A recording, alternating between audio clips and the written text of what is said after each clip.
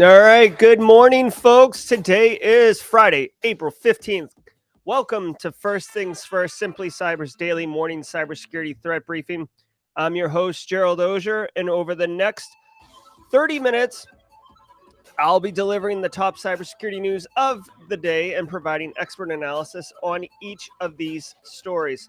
What it means to you as a practitioner, or if you're looking to break into the industry, you can certainly take advantage of it. Trust me, you're going to be blowing hiring managers' hair back when you're telling them what's up.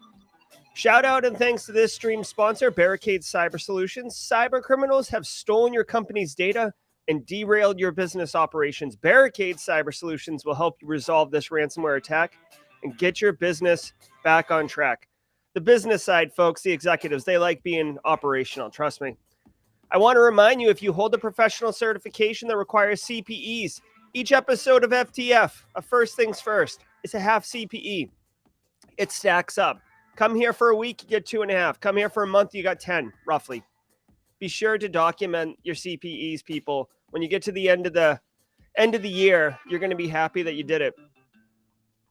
Just add a comment in chat so there will be an audit record that you are here.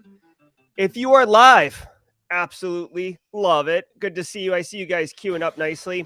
Thanks for being here. If you're watching on replay, thanks for catching the stream wherever you are, whatever time it is.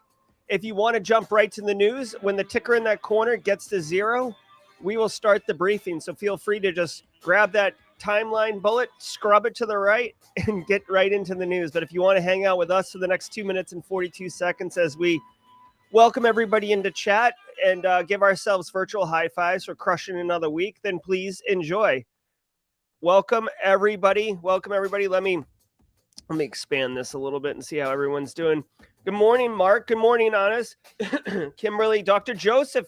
Hey, man, it's been a minute. Haven't seen you in chat in a bit. Hey, Lucy, good to see you. Casey, Jaggernath, Cybersecurity Central representing on a Friday. Hey, Peter Parker. Guys, I hope you saw last night's Simply Cyber Live. It was exceptional. If you are here because you're trying to break into cybersecurity and you're, getting your morning threat briefings, I strongly encourage you to go to Simply Cyber's YouTube channel and look at the previously live recordings. We did one last night with Stacy Loki as the host, and we had probably 25 different people come on rapid fire who broke into the industry in the last 12 months, share their best practices and tips. It was an awesome, high energy, very engaging episode. I can't recommend it enough for value. Okay. All right. Hey, Kimberly. Hey, Honest. Pen test versus CYSA. Both good entry level, but Kevin, one is for if you want to be a pen tester and the other one's if you want to be a SecOps person. So, do both if you don't know, or lean into one of them if you do know. Had to pull out the big cup of coffee today, buddy. Carrie, good to see you. Hey, Kayla Rose. Nice. Brian. Yeah. Thanks for the kind words on last night's flow. Hey, Fox99.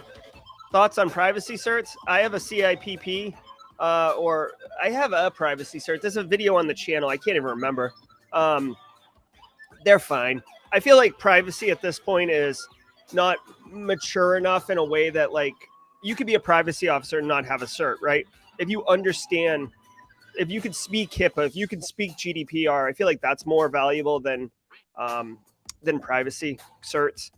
Because basically privacy has a very well-defined framework. No matter which one you do, there's like seven areas. They're all the same. What's up, Brendan? Good to see you from the UK. CISP or OSCP? Another one, man. I like CISP simply because it's the professional kind of gold standard cert for general practitioners. GRC, blue team, or red. OSCP is like exclusively red team, and it's kind of like the golden ticket. Although I would say that the Cyber Mentor Academy's PNPT is quickly usurping that. Hey, BSEC, good to see you. Hope that DJ stream was good last night. All right, guys, looks like we got to 0. Let's gonna flip it over. Hey, Shenyuri, always nice to see you. Tom Pike, my man. Love it when I see Tom Pike in chat. All right, guys, if you want to play along, go to cisoseries.com. David Spark and his gang, they put together a wonderful daily podcast that we piggyback on, and we certainly appreciate that. So sit back, relax. Let's do the final first things first for the week. From the CISO series, it's Cybersecurity Headlines. It's Friday, April 15th, 2022. Data breach disclosures surge 14% in Q1 of 2022. The number of publicly reported data breaches in the US increased by double digits year on year in the first 3 months of 2022, according to the Identity Theft Resource Center, ITRC. The nonprofit claimed that the increase represents the third successive year in which Q1 figures have exceeded those recorded 12 months previously. The vast majority, 92% of breaches recorded by the ITRC, were traced back to cyber attacks, with phishing and ransomware the top two causes overall. However, there remains a gap in reporting as 154 data breach notices, or around 40%, did not include the root cause. This made unknown the largest attack vector in that first quarter of this year. Okay, so, all right. This is fine, right? We're going to see an increase. Like for me personally, when I look at this, I take a step back and I say, okay, like what might cause this? Okay. So data breach disclosure surge, which I think is kind of a salacious verb to use here, right? So you got to remember, more people are being required to disclose breaches. Obviously there is an increase in attack activity, but with publicly traded companies reporting, the government and CISA adding, hey, we'll give you free resources but you have to commit to disclosing. I just feel like there's a lot more opportunity to disclose of a breach. Plus, it's not really socially, there's no social stigma. You're not a social pariah as a company in 2022. If you have a data breach, you're just another company, right? So, plus insurance companies, in order to call your policy in, you would have to disclose, right? So there's a lot more sources providing into this this pool of stuff. Now, one thing they said that is interesting is like, but there's a bunch of phishing, but the most is unknown attack origins, right?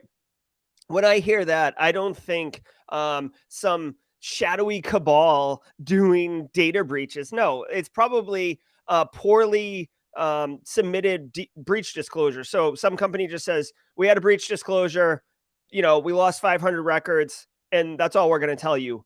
Like, that means unknown origin. That doesn't mean that it wasn't phishing. It means that they didn't tell you. And I feel like when you, as an organization, are having to disclose, just like when you're being audited, you want to say the minimum necessary, right? You're only filling out the fields that have the red asterisk. You're not filling them all out because you're, want to be a great corporate citizen. No, you're like just doing what you have to do and moving on. So whatever. I think that this is fine. This doesn't move my needle in any way, one way or the other. Windows 11 tool to add Google Play secretly installed malware. Nice. In October last year, with the release of Windows 11, Microsoft announced that it would allow users to run native Android apps directly from within Windows. But when the Android for Windows 11 preview was released in February, many were disappointed they could not use it with Google Play and were stuck with apps from the Amazon App Store. Around that time, someone released a new tool called Windows Toolbox on GitHub with a host of features, including the ability to de-bloat Windows 11, activate Microsoft Office and Windows, and install Google Play Store for the Android subsystem. However, unbeknownst to everyone until this week, the Windows Toolbox was actually a Trojan that executed a series of obfuscated malicious PowerShell scripts to install a Trojan clicker and possibly other malware on devices. All right, guys, here you go. This is a good one to bookmark. This is a perfect example of a Trojan, okay? It was on GitHub, right? So it must be safe. No, right? It provided functionality that people liked. Should be safe. No, right? It did all those things, but it also was malware. Okay, so this is just a perfect case of Trojan. People are going to be sharing this with each other. Hey, like I can do this. Oh, you can run this Google APK, not Google, but this Android APK file extension on your Windows machine. Isn't it cool? Especially with, I would argue that like with Windows 11 and the ability to run like Linux in it, there's a name for it. I'm sure chat's going to blow up on it, but like you can just open a new tab on terminal and have like an Ubuntu box, right? Which is really, really powerful. We saw that in Black Hills Information Security's Active Defense course. Very, very powerful, very, very cool. So for me, the ability to run an APK file, it's like, oh yeah, sure, why not? Windows 11 Superflex. This is cool. Yeah, WSL, thank you. So this isn't surprising. Whoever came up with this concept to drop the malware in here, quite brilliant. It's a perfect, it's like a moist, spongy, dark space, and you're in the business of growing mold because people are going to be sharing this and doing it. So I'm glad that they caught it. Stinks if you happen to have installed it. I guess the two things I would take away here is one, you might want to bookmark this if you ever educate people on information security. Like this is a perfect example of a Trojan. And then two, you may want to educate your end user community. I'm certainly going to do it for my Windows 11 users that this is a thing because you don't know. This is like shadow IT. You don't know if Carl installed this because Carl has a really cool like Candy Crush app knockoff on his Android phone that he wants to run at work on his break or not on his break, right? So they could install this, right? Especially if you have loose permissions in your environment where you let end users install software on their own. So just be careful. Share this with your user community if you're a Windows 11 shop. DHS investigators say they foiled cyber attack on undersea internet cable in Hawaii. Federal agents in Honolulu last week disrupted an apparent cyber attack on an unnamed telecommunication company's servers associated with an underwater cable responsible for internet, cable service, and cell connections in Hawaii and the region. Although few details were given in the statement released Tuesday about motive or target, it is known that international law enforcement partners in several countries were able to make an arrest. There are hundreds of undersea cables that form part of the internet, of course, and John Sherman, author of an Atlantic Council report on undersea infrastructure, writes that many cable operators use remote management systems for cable networks, many of which have poor security. Hey, real quick, Joey Hyde with the squad. Thanks, Joey. Okay, this isn't new. Like, there isn't much to this story other than DHS arrested someone. This very much is like a really cool action movie scene where you got the bad guys scuba diving down to the cables and then, the law enforcement coming after them, so whatever. It's cool.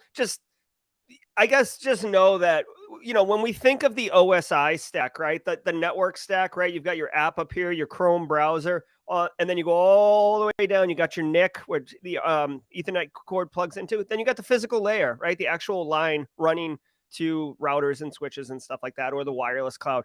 You can attack any of those to disrupt.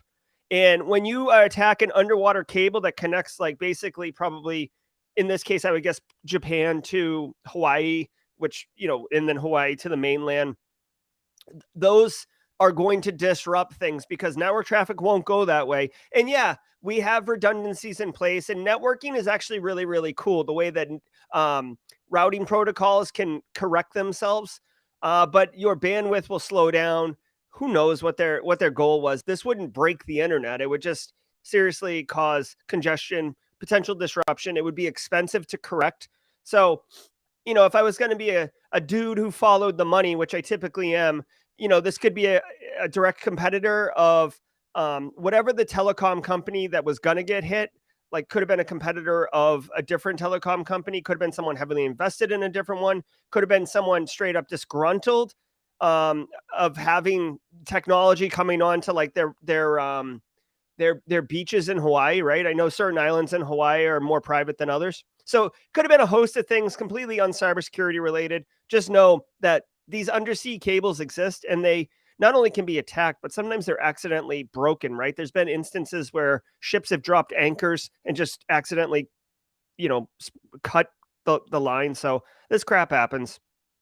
Global advertising giant Omnicon suffers suspicious IT incident. Omnicon, which is one of the world's largest marketing and advertising agencies, took some of its IT systems offline over the past week due to suspicious activity. Several employees affected by the outage said they were unable to access their virtual private network service, and some couldn't access email. Omnicon is a US-based global company that generates over $14 billion a year, making it the second largest global advertising firm by some estimates. It represents 5,000 clients in more than 70 countries, including McDonald's, Apple, Unilever, and Johnson & Johnson. Omnicom Media Group was also hit by a cyber attack last year, which disrupted parts of its IT networks. Wow. Okay, couple things here. One, first and foremost, tough name. Like when the Omicron variant of COVID came out, this company must have been like, oh, geez, I hope we can avoid this one. That's just an editorial. Secondly, second largest ad company in the world at $14 billion. And I don't know about you guys, but I've never heard of them. I'm pretty sure Google is the number one advertising agency in the world, but I've never heard of Omnicon, which just gives me pause for concern because it's nauseating that we never heard of this and they're advertising the crap out of everything. Also, spoiler alert, this will be related to what is on my radar this week. But anyways, whatever. To me, this is not a major story, right? Like a second largest advertising company, it doesn't matter. To me, this is a very wealthy company that can pay out really handsome rewards for ransomware or for disruptions and stuff like that, data exfiltration. They have 5,000 clients, including McDonald's, Apple, Unilever, who is huge, right? They probably have a lot of juicy information. So just from a pure target perspective, from a threat actor's point of view, why wouldn't you go after this one, right? I'm not suggesting that we like team up, like team Simply Cyber and go after Omnicon. What I'm saying is I think that they're a relatively obvious target, and for them to have cybersecurity issues, not a big deal, right? It's like, yeah, like they got a lot of money. They probably invest heavily into cybersecurity. But as I said in a executive briefing I gave on Tuesday, you cannot, and if you don't know this, definitely put this in stone. You can never be 100% secure. If you have somebody come to you, like the CIO, CEO, or whatever, who cares? Like someone in the business, and they're like, are we secure? Right? If you get that question, then you're going to have to sit them down and have a long talk with them, because that's not the right question. It's how resilient are we to a cyber attack? You will never be 100% secure. There will always be residual risk, always. And there's no amount of money you can throw at something to make it 100% secure. You have diminishing returns. $1 million cybersecurity program, fantastic. You put another $1 million on it, you are not getting double secure, right? It's like a logarithmic curve of value, right? So no one's going to throw infinite money at it. So there will always be residual risk. So even this huge company right here is going to have gaps. /show me. That's code 42.com/show me. Meet Zingo Stealer, the new free malware from the Huskers gang. A new type of information stealer has been added to the Huskers gang malware portfolio. On Thursday, researchers from Cisco Talos said that the malware, dubbed Zingo Stealer, is being offered for free to Huskers gang Telegram group members. The Huskers gang, which claims thousands of casual members, communicates via Telegram and Discord to share community updates, tools, and latest activities. Telegram is also being abused to manage the malicious executables and exfiltrated data packages. Zingo Stealer can harvest account credentials, Chrome and Firefox browser data, and Discord tokens, as well as cryptocurrency wallet credentials held by browser extensions from services including BitApp, Coinbase, Binance, and Brave. Elon Musk. All right. So, okay. Huskers gang, interesting name. What I find interesting about this particular story is that they're using Telegram to communicate, which I know is not new, right? Conti uses Telegram, and Lapsus used Telegram. Maybe Conti didn't, but Lapsus definitely did. What I find interesting is that normally you would have to go to the dark web and kind of, ease into the hacking communities, and it's a little sus. And, right, But with Telegram is very accessible. It's very surface web stuff, right? Like anyone can get Telegram, anyone can join a Telegram group. So this really lowers the barrier to entry for people to get involved in these criminal communities, right? They even said in the story, casual hackers or casual, he's used the term casual, right? So you can be in this Telegram group, right? Eric Taylor might even be in this Telegram group. He joins all these things. You could be in this group and just kind of hang out and feel like you're part of the cool kids club without actually being malicious. But this Huskers gang and any other gang that's using Telegram, they can drop carrots. They can put a picture of them driving a Lamborghini and be like, look at this. My boy ran Zingo Stealer and ran a crypto miner. And oh, by the way, dropped ransomware, got a new Lambo, right? Like you can begin to, I don't want to say manipulate, but you can begin to sway and almost groom these casual hackers to become part of your gang as low-level kind of enforcers, right? And now you start having this malware as a service, ransomware as a service. Hey guys, just drop this on your home network and whatever we get, we'll take it from there. Or when you go to work tomorrow, drop it. And, the first 30 people who report into the C2 infrastructure get $1,000, right? Who cares? $10,000, right? Make it real juicy. So I could see here's my prediction of this. You're going to see an uptick in activity for stuff like this, but the people who are going to be doing it are going to be straight up script kiddies who don't really understand OPSEC or what they're doing. And there's going to be several stories of people who are going to get arrested for doing stuff. And it's because they don't fully understand what they're doing. So that's my prediction for 2022. First to buy Twitter for $43 billion. The offer filed with the U.S. Securities and Exchange Commission shows that Musk is willing to pay $54.20 per share to buy 100% of the company. It would be an all-cash offer that values the social network at $43.4 billion. He said in an email to Brett Taylor, Twitter's chairman of the board and Salesforce co-chief executive, quote, I invested in Twitter as I believe in its potential to be the platform for free speech around the globe, and I believe free speech is a societal imperative for a functioning democracy. However, since making my investment, I now realize the company will neither thrive nor serve this societal imperative in its current form. Twitter needs to be transformed as a private company. End quote. Wow. Okay, so we've been tracking this story. I had predicted that he was going to take a majority share, and that's why he avoided the board seat. But I didn't predict 100% share. By the way, can we just for a second talk about Elon Musk having $43 billion in walk-around money, like a pure cash deal? My man, what? That is insane. Like that's more money than some countries have, and he's got it in cash. Like, oh my God, that guy. Anyways, so Tony Stark here wants to buy Twitter with the idea of free speech. Now, you guys, I'm not going to get too deep into this because information security is interesting. Oh yeah, it is. Hold on one second.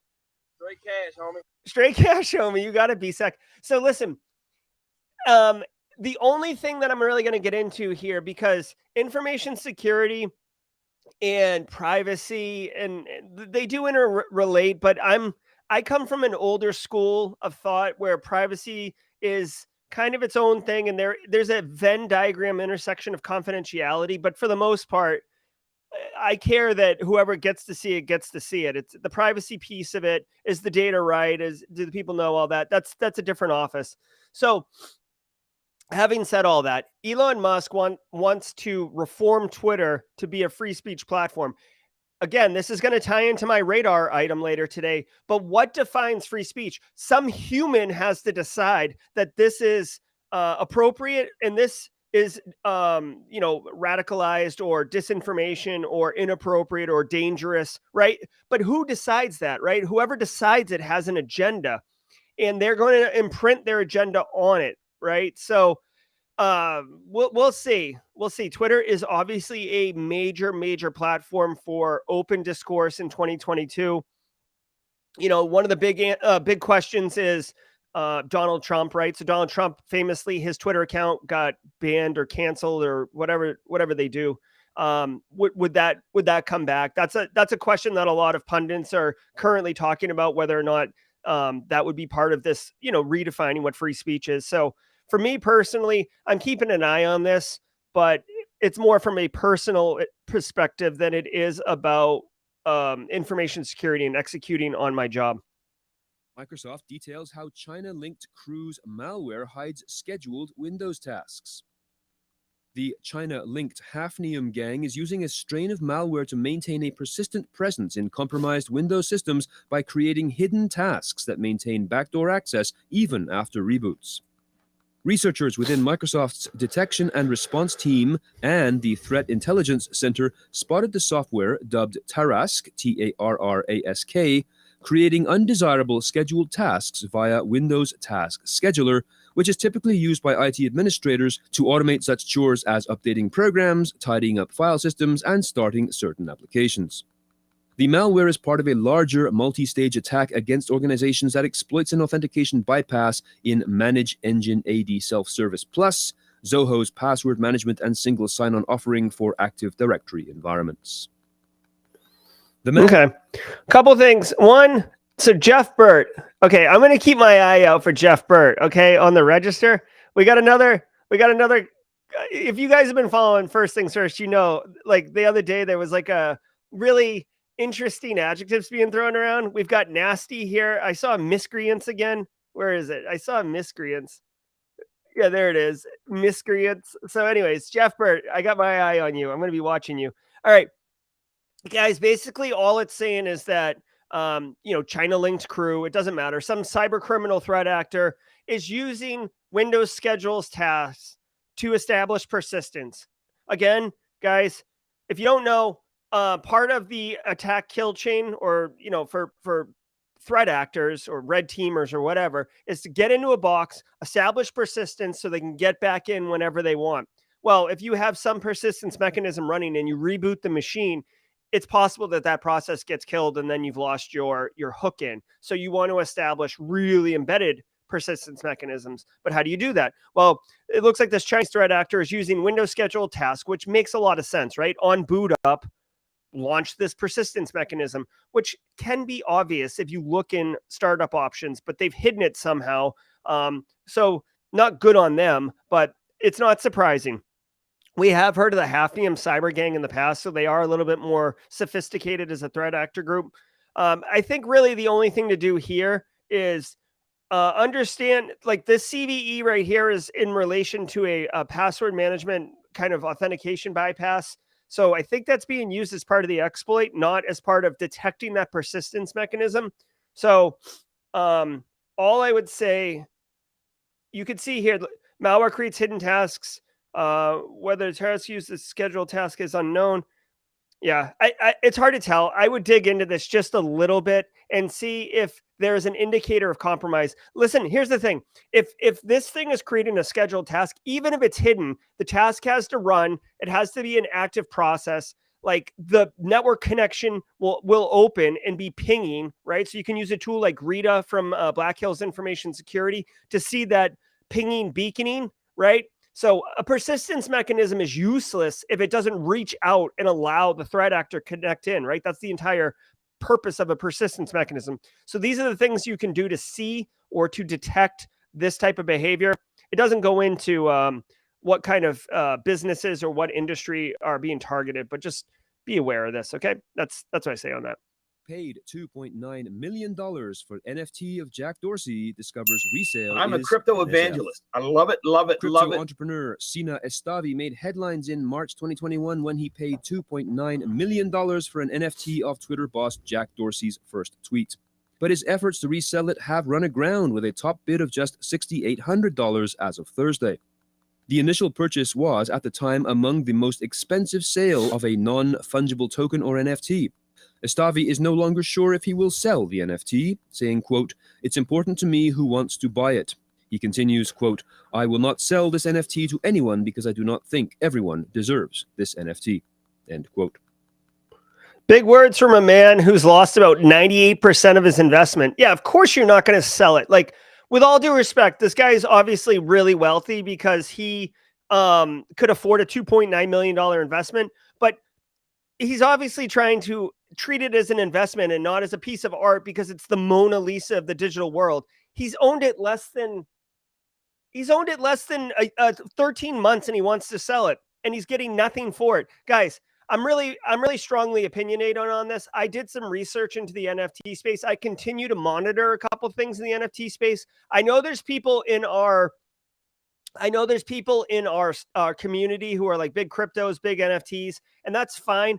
From all the research I have done, specifically NFTs, it is fraud central, right? There's a lot of promises of get rich quick schemes and unbelievable transformation as we go into the metaverse and get on the ground floor. Like it's so much of like scam. Like if you just look at like stock scams, right? Like, oh, hey, this stock's going to blow up. You want to get in on the ground floor. Like it's literally a 21st century version of those scams. And I'm telling you, all of the NFTs that I've been watching, yeah, people will point to CryptoPunks and people will point to Bored Ape Yacht Club and be like, look, this is what's going to happen. I'm telling you, that is less than a percent. Like it's like 1/100% of the total NFT ecosystem.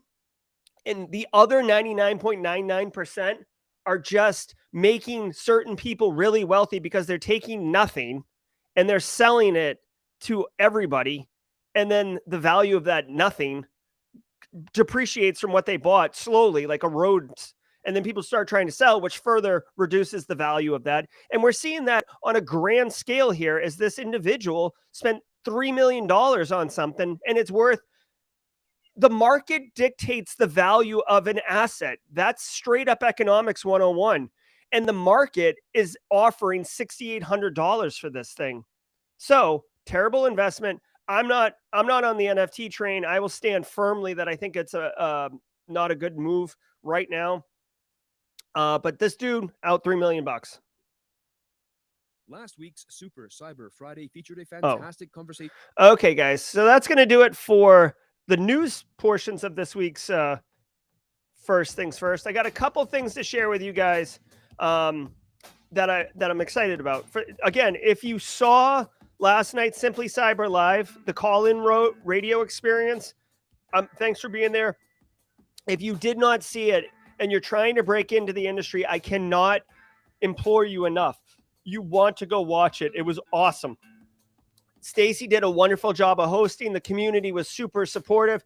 All of our guests that called in were dropping awesome knowledge. So go watch it, bring a pen and paper, take some notes, execute on it. That's the important part. Anyone can watch it. Executing on it is the hard part. Okay.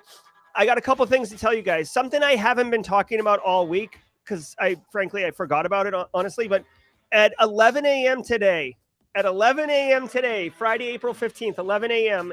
Eastern, so in like 2.5 hours, I've been playing Threat Gen on stream, right? Red versus Blue, the cybersecurity simulation platform. I've always played against the AI, active adversary simulation. Sometimes I win, sometimes I lose. Today, I will be facing off against a human, right?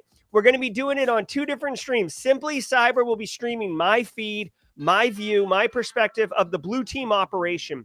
Clint Bodungeon will be streaming from InfoSec Live's account and ThreatGen's account.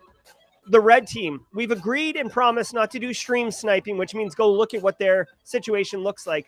But it's going to be a heads-up duel for bragging rights. I'm feeling pretty good. If you guys got time, 11 a.m. Eastern, come hang out with me. I'm going to be talking mad trash about Clint, who happens to also be my boss. But for that hour of gameplay, he is my enemy, and I will have no quarters for Clint. So it'll be a lot of fun. Also at 4:00 today, we're continuing that new show that I launched last week called What's on Your Radar. It's basically senior expert analysts in a very rapid fire fashion for 30 minutes talking about a bigger topic that's on their radar. I've already kind of alluded to you. My radar item this week is going to do with data brokers and surveillance and manipulation mechanisms within our current IT ecosystem and how I feel about it and things to be aware of. Whew. All right, guys, we did it. We nailed it. Friday. What a long week. What a great day. Guys, I genuinely appreciate all of you. I hope to see you at the 11 o'clock stream. It's going to be really chill, real fun, very relaxed, although competitive. Share Simply Cyber's First Things First, simply cybersecurity threat briefing with others if you think they would get value. I saw someone on YouTube last night. I was skimming. I saw someone who basically does very similar, produce videos of the top news stories of the week. 3 days old video with 2 million views. So there's definitely a community out there that is interested in this content. So I'd love to build this community up and continue to just crush the morning briefings. So please share it with your community. Everyone, have a great day. I hope you have a wonderful weekend. We will talk later today at 11 or Monday at 8 a.m. Cheers, everybody.